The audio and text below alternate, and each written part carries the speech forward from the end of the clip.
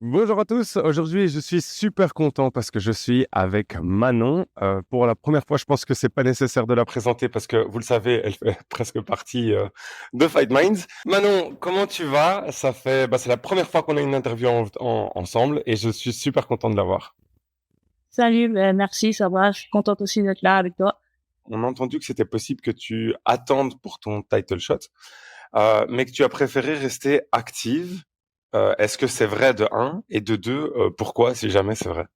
Oui, bien sûr, c'est vrai. Je pense que, enfin, j'avais la possibilité d'attendre du coup l'affrontement entre Valentina et Alexa et peut-être de prendre la gagnante derrière. Mais vu que les deux sont blessés, on ne sait pas exactement quand elles vont revenir, quand ce combat va se faire. Moi, je préférais rester actif et je sais qu'il y avait Blankfield du coup qui est devant moi au classement. On parle beaucoup d'elle en ce moment. Donc pour moi c'était un très bon combat du coup avant la ceinture. Donc j'ai accepté de rester actif et de faire encore ce combat avant la ceinture. Je me rappelle, enfin, là, on parle du fait qu'elle soit blessée, mais la championne a quand même envoyé un tweet. Elle a échangé, je sais pas si tu avais vu avec, enfin oui, je Oui, sais que tu as oui. vu en fait avec Weili Zhang du coup. Est-ce que tu peux m'expliquer un petit peu ce que tu ressens à partir de ce moment-là? Parce que normalement, tu étais la prochaine sur la liste, à la limite avec Blanchfield, mais bon, on voyait personne d'autre, et là, on voit une nouvelle personne qui arrive, donc voilà, qu'est-ce que tu as ressenti à ce moment-là? Bah, en fait sur le coup je t'avoue que j'étais un peu déçue en fait. En fait je trouve que les deux championnes elles respectent pas vraiment leur catégorie en faisant ça parce que il y a beaucoup de prétendantes derrière que ce soit en 52 ou en 57 de filles qui arrivent et elles décident bon après c'est vraiment je pense entre elles puisque ce combat n'a pas été fait. Aucune des deux veulent combattre dans leur catégorie et elles décident de s'affronter. Alors je veux bien quand on est une championne dominante dans la catégorie, on a défendu plusieurs fois sa ceinture et de manière voilà de finir le combat ou d'être vraiment au-dessus de la KT. C'est pas le cas pour les deux. Ni Alexa ni Welling sont pour l'instant des championnes dominantes dans leur catégorie.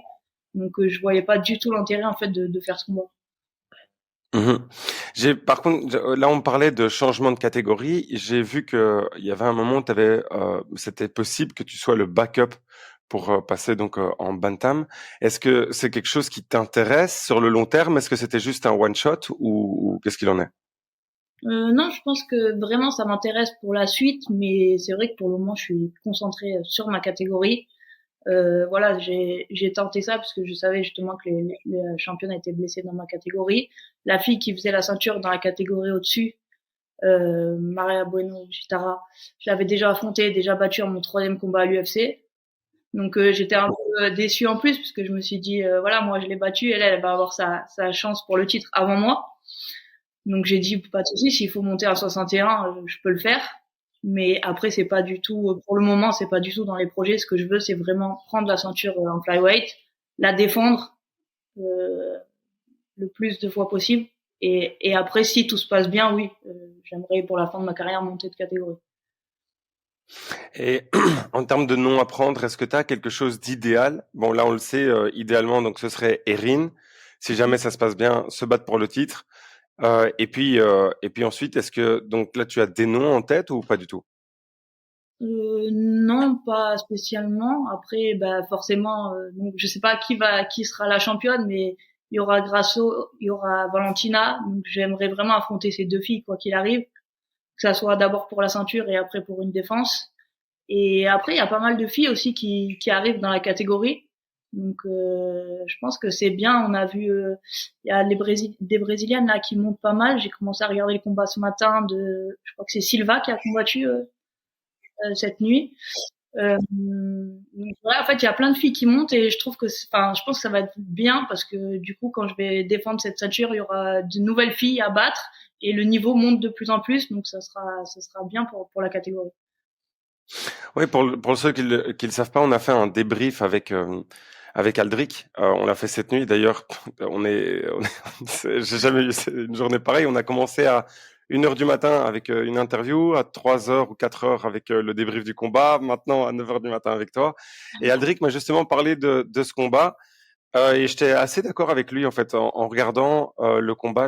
J'ai trouvé que Sylvie était pas mal, mais que elle avait un bon striking de manière générale, mais elle n'était pas super entreprenante. Comment est-ce que tu as senti ce combat? Est-ce que tu peux nous partager un petit peu ton ressenti?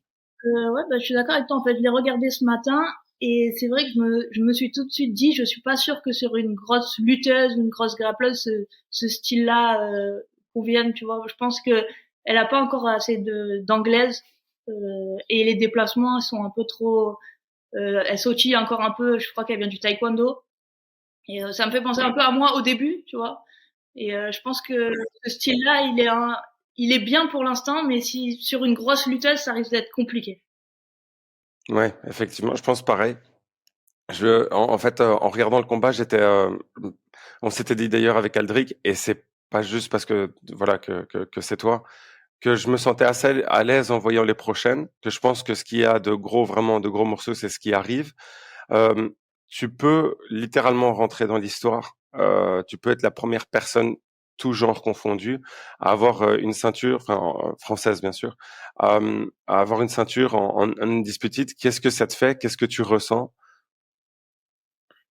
Bah, je travaille pour ça depuis le début, donc voilà, c'est le but. Je suis vraiment focus là-dessus et voilà, je mets tout en place pour que ça se passe bien. Je m'entraîne vraiment super dur et voilà, j'espère du coup être la prochaine championne et surtout garder cette ceinture le plus longtemps possible. C'est ce que je veux. Bon, c'est sûr que c'est ce qu'on te souhaite. Ce serait vraiment exceptionnel de pouvoir de pouvoir avoir cette ceinture finalement, parce que là, ça fait longtemps. On le sait, il y a eu pas mal de fois où on était tout proche d'avoir une ceinture pour la France. Enfin, je dis je suis pas français, mais francophone, on va dire. Et donc du coup, là, vraiment, je suis impatient de voir ce combat avec Erin. J'avoue que j'étais un peu frustré parce que je me dis bon, c'est un gros risque parce que c'est une vraie combattante, c'est quelqu'un de sérieux en face. J'ai l'impression que le reste de la compétition n'est pas aussi forte. Le même Zhang, à la limite, c'était plus pour le name value, mais j'ai pas l'impression que je crois que ça va être très compliqué pour elle si jamais je monte avec la différence physique. Et, du coup, est-ce qu'il y a quelque chose que tu pourrais nous révéler, nous dire par rapport à ta préparation, comment tu te sens par rapport à ce combat, dans quel état d'esprit, voilà. C'était, disons-nous plus. Bah, je me sens franchement super bien. Le training camp se passe très très bien. En fait, ça me change du coup beaucoup de mon dernier combat puisque je revenais d'une blessure. En fait, je m'étais entraînée que les 2 mois avant le combat vraiment à 100%. Là, après le combat contre Rose, j'étais un peu blessée. J'ai pris un mois peut-être de vacances et du coup, ça fait déjà au moins 2 ou 3 mois que je m'entraîne 2 fois par jour. Donc, je commence ce training camp, je suis déjà au top physiquement. Maintenant, on met en place tous les détails par rapport à ce combat, tout le game plan qu'on va appliquer. On fait venir des sparring qui ressemblent beaucoup au style de Blankfield. Je m'entraîne beaucoup au sol, en lutte. On a fait venir des nouveaux entraîneurs dans mon équipe. Et franchement, tout se passe super bien. Après, je me suis toujours entraînée autant de toute façon en grappling et en lutte. Dans tous mes training camps, en fait, je fais toujours 50-50, on va dire, de sol, de pied-point et tout. Mais là, c'est vrai que ben on met l'accent vraiment sur la défense de lutte, sur la lutte, sur le sol. Mais franchement, tout se passe bien. Moi, ce game plan, il me plaît, ça change. Et l'adversaire me plaît aussi parce que voilà, on parle beaucoup d'Erin et c'est super motivant en fait pour ce training camp.